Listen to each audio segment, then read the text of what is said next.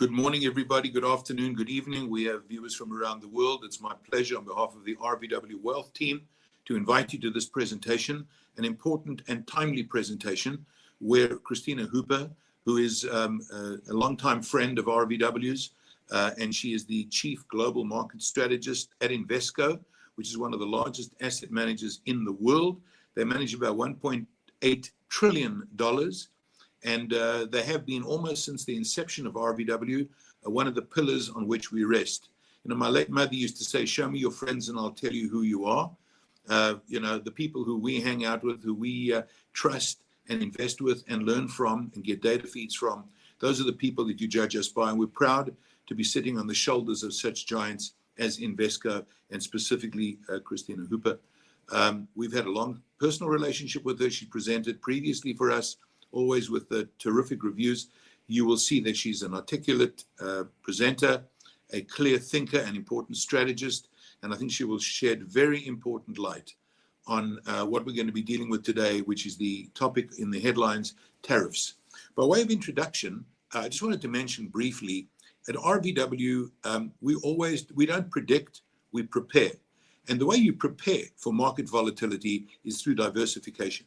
And it's at times like this that a portfolio design needs to have in it the elements of resilience so that these bumps along the road up can be easily absorbed within the totality of the portfolio. RVW portfolios are designed with this in mind. That's why we take these into account. We know about them. Market volatility is not unexpected. In fact, for those of you who aren't yet aware of this, the average downturn in equities, the average in any year, what we call the intra-year decline is 14%. We're not there yet. And that's the average. That means there are many years when the intra-year decline is much more than 14%. And yet, in the long run, stocks have proven to be a remarkably stable and resilient portfolio, provided that you can handle the downturns. We tell our clients volatility is the price investors pay for the outstanding returns that equity investing delivers over the long term. And for the short run, we need to make sure that we are designed correctly and have the correct expectations so that we can handle these emotionally and financially without panicking. So with that in mind, I'll hand over to Kristina. We're happy to have you with us, Kristina. We look forward to you sharing your insights and your wisdom. And afterwards, we'll be able to chat briefly. We've received a number of questions from clients and invitees, and I'll be dealing with those in my presentation to you as well after you're done. Thank you. And with that, I hand over to you. Thank you for being with us. Thank you, Selwyn. It is such a pleasure and an honor to be with you all today. As I think you may be well aware, I'm a huge fan of RVW Wealth, long relationship with you all, and perhaps I've actually met some of you. But thank you for being on. Let me start by sharing this brief deck. The point of the research we've done and what I'm going to share in this deck is that tariffs are not a game changer. They're not a game changer really for the economy and certainly not for the stock market. They can create short-term hiccups for both, but it is not the end of the world. It's far from it. So let me take you through a few important slides. First of all, just in terms of thinking about how tariffs work. Let's say we have a US-made car and it costs us $60,000 to purchase a US-made car. That includes labor, that includes parts and all that goes into that. But China can make a car for less. It might even be getting government subsidies that bring down the price. And so a car being imported into the US might be $55,000 from China. And so it looks more attractive to an American consumer, all else being equal. So think of tariffs as the great equalizer that can actually increase the cost of that import to help make the US made product more attractive. So it's a tool that can be used. And in fact, back in the 1980s, you may recall that that was a time in which many imported cars were coming into the United States. President Reagan was a huge advocate of free trade. And so he didn't want to go down the road of tariffs. But in fact, ultimately, he did implement some trade restrictions. He called them voluntary import controls. But the reality is that they were far from voluntary. They kept a cap, a voluntary cap, on the number of imported cars coming from both Germany and Japan, and ultimately resulted in the creation of factories in the US. Japanese auto manufacturers built factories, as did German auto manufacturers. If you go down to South Carolina, there's a BMW plant. Throughout a number of different states, there are Japanese auto factories. And so that actually all came about because of not tariffs, but production controls. So think of it as part of the toolkit of trade policies and restrictions that a country can use. And because the United States has a huge consumer base, an affluent consumer base, it can wield power in terms of who can sell and how much they can sell and at what price they can sell.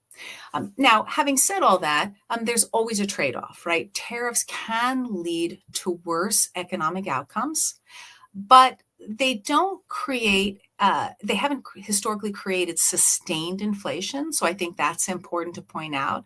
And it would be hard to see them drive an economy into recession. So let me turn to the next slide. And what this shows is that, yes, you can have short-term price increases as a result of tariffs. That's obvious. And what this chart shows, if you look to the chart on the left, you can see that that blue shaded area represents the implementation of tariffs on specific categories of goods. And you can see that that's when the close relationship in price between those categories and other core goods changes, and the prices go up for the tariff impacted goods. That's obvious. But what many people don't realize is that then prices typically adjust. And you can see that even more clearly in the chart on the right, where you see that post-tariff implementation bump, but then that comes down. And that's really a function of economics.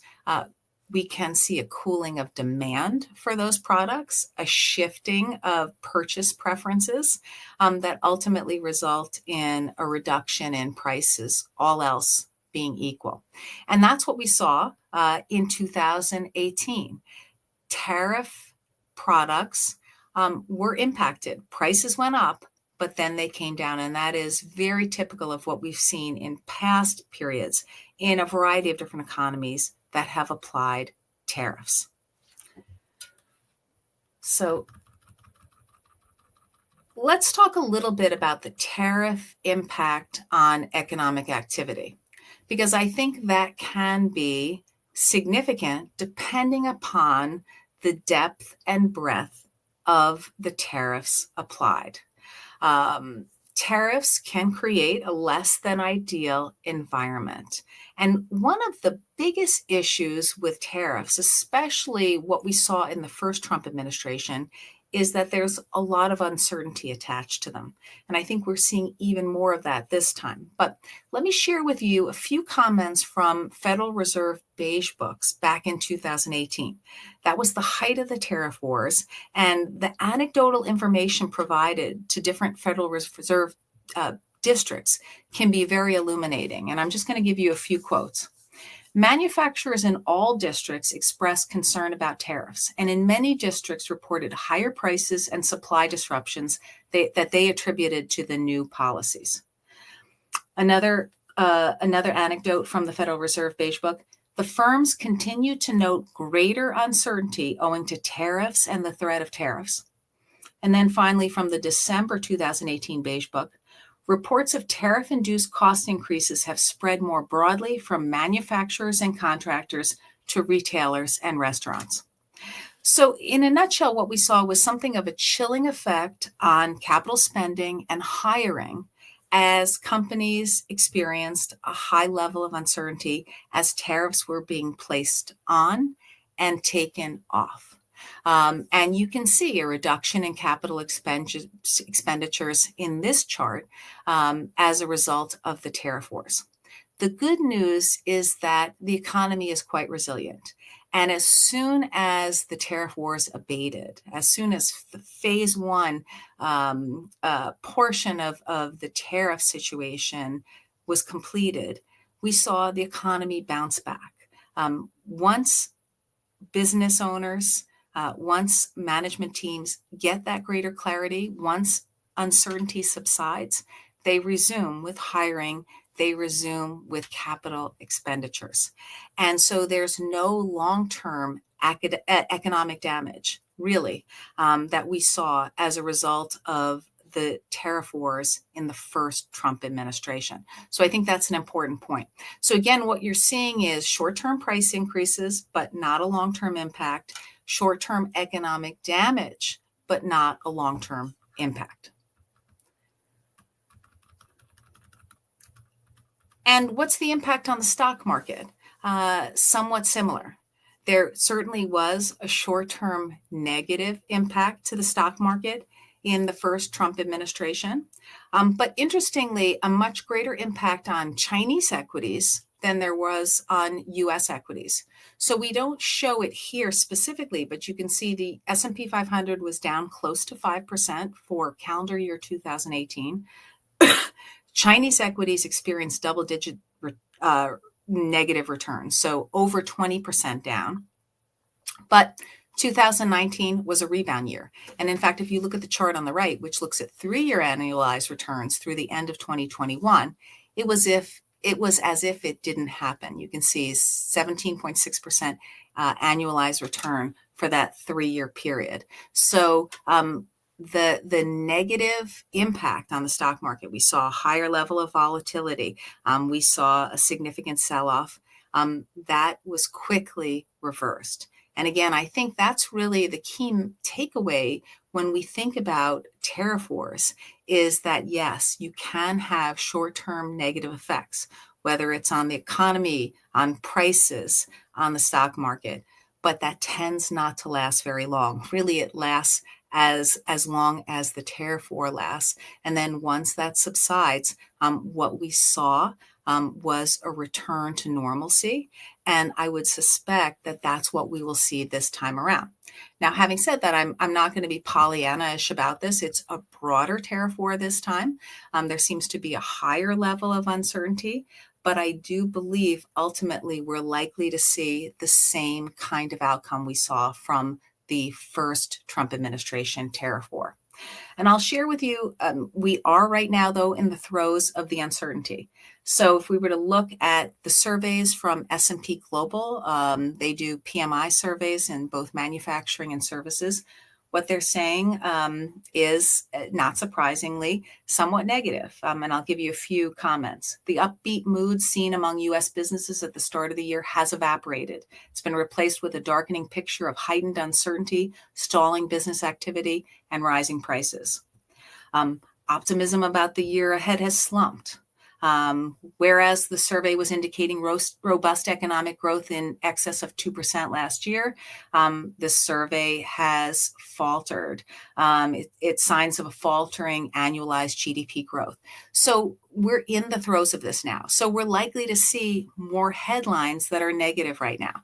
But luckily, we do have that playbook from the first Trump administration that I think can be a calming influence and enable us to have more of a longer term perspective on what might be unnerving just given the headlines.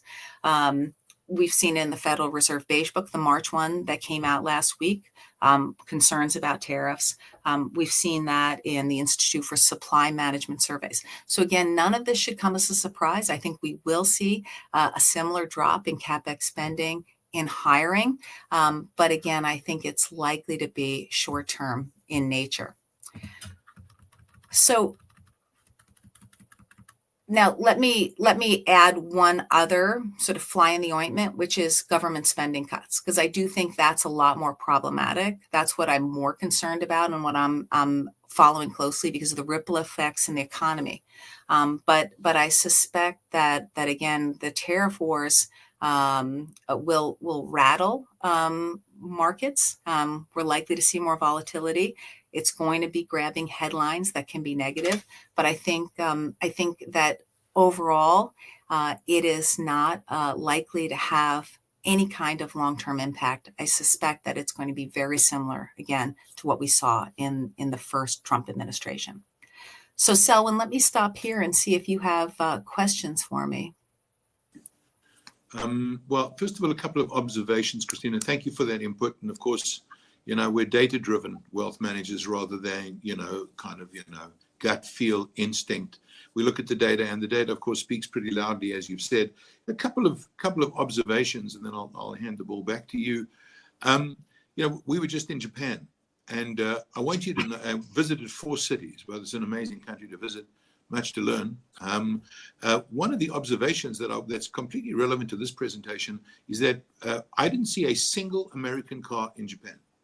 And we were in 4 major cities, not one. And yet, of course, we know that Japanese cars are all over the world. So that leads me to the point that, sometimes, and I please, everybody should know, I'm basically more or less a free market libertarian, certainly not in favor of government intervention, except where absolutely necessary for the well-being of society. Otherwise, they generally mess up things they do. And as a resident of Los Angeles, you know what they do when they mess up. But as someone with generally an open mind to economics, and I think that reflects the whole RVW team, we tend to be market-oriented, as I said, with exceptions where needed for society well-being. There are times when I think tariffs are appropriate. I really do. It turns out there are a lot of countries that are imposing tariffs on us that I was actually unaware of. And I saw that in Japan. So I would just say that the first point that I wanted to mention is that sometimes tariffs are appropriate. The second one is more of this, the other side of it. The risks of tariffs are retaliatory tariffs.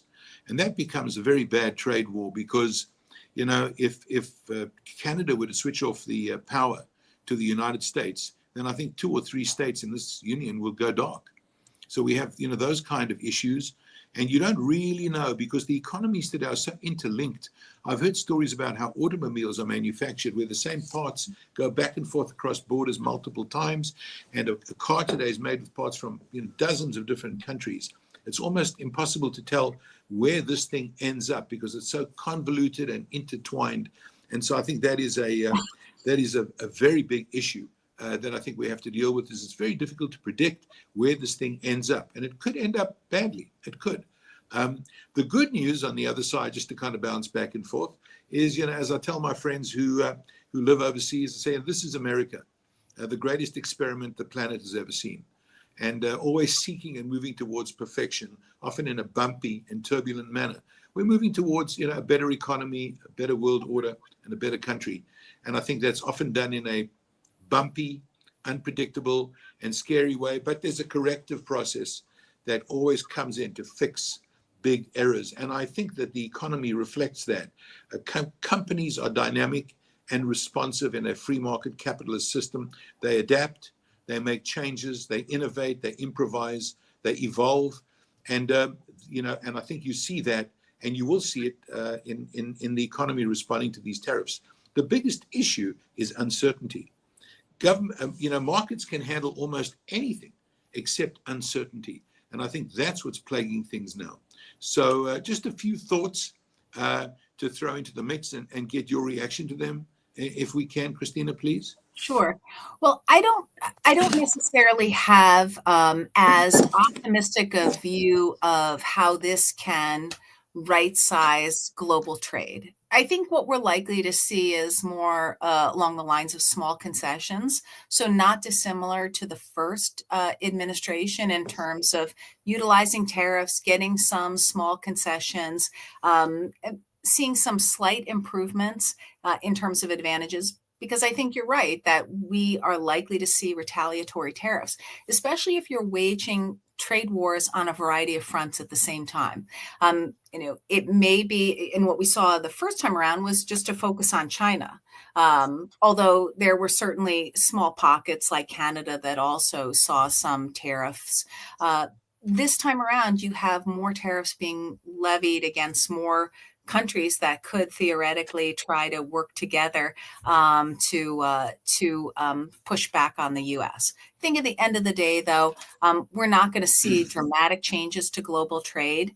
We might see some small concessions, and we'll move on. I think they'll be nice to have some headline victories that the administration can point to, and we'll move on. So I don't think this is going to be earth-shattering, but maybe we'll make some small gains that are positive for the economy. Do I think it's going to onshore manufacturing?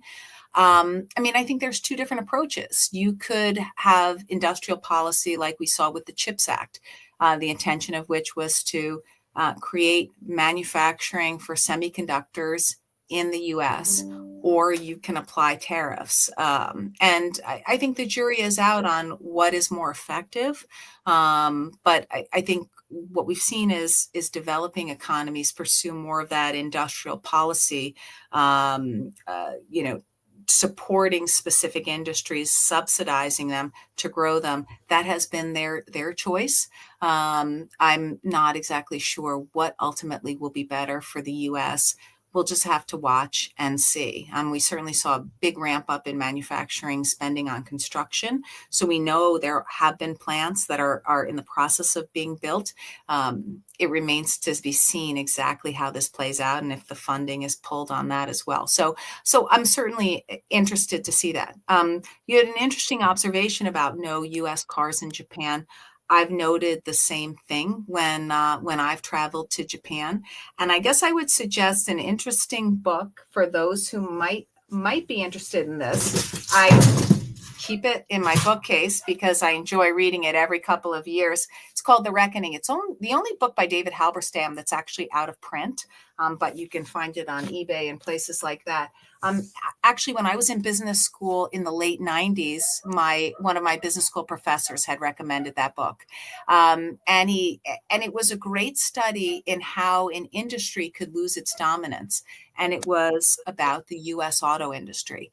And so, unfortunately, there was just a triple whammy impacting the U.S. auto industry in that we saw less of a focus on quality at the same time imports were coming into the United States. And so there's a really interesting anecdote in there about how a number of the rental car companies went to U.S. auto manufacturers and said, hey, listen, we just want to let you know that part of our fleet is Japanese cars, part of our fleet is U.S. cars. We're sending the U.S. cars into the repair shop at a rate of about 4 times what we're sending the Japanese cars in. And so you should really know that reliability does not compare favorably. And the U.S. automakers said, yeah, thanks for the heads up, but we're not focused on, longevity. Americans only want cars for a few years. And so I always think of that as a cautionary tale for every industry in terms of not getting complacent about your standing if you have a huge share of the market. And I think some branding has altered. I think perceptions were altered about reliability back then that aren't accurate today, but it takes a long time to get back from that. So in addition to having trade barriers, obstacles, I think that has also compounded problems for U.S. automakers in other countries like Japan. But you're absolutely right. It is quite stark when you go there and see what's being sold. And I think certainly Germany, they're quite concerned about German autos and what kind of erosion will occur because of BYD coming from China and selling in Germany. So it's certainly a concern. A lot of countries want to protect key industries. And so it makes sense that we think about tools like tariffs. Right. And thank you. I think we probably covered it, thrown a lot of ideas around. I think the bottom line here is uncertainty is difficult for markets in the short run. The global capitalist system, and particularly as manifest in the United States of America, I think reflect an ability to adapt, to change, to innovate, to cope, to manage. And the American economy is nothing but a story of that, successively for 200 years, producing, as Warren Buffett calls it, the goose that lays golden eggs. And we, like him, are confident that the goose will continue to lay golden eggs. We just have to be patient for the egg-laying season to return. Just a final point. Sorry. I wanted to just mention, and I said it earlier, but I want to end with this, that portfolios that are well constructed should be able to handle this resiliently and bounce back. We're well diversified. RVW clients should not lose an ounce or a wink of sleep. Everything is considered in the portfolio design. And as I've said previously, there are investments available that are not correlated to the volatility and risk of equity markets, and including those smooths out the bumpy ride upward, which is always inherent in investing. And the key is not to eliminate risk, because you can't. You can have uncorrelated risk and managed risk. And those are the goals of wealth management. Thank you, Kristina. We appreciate your wisdom and insight. And we'll see you again on another show. Thank you. Be well, be blessed, and have a joyous spring. It's almost here. Thank you. Thank you so much. Thanks, everybody. Thank you.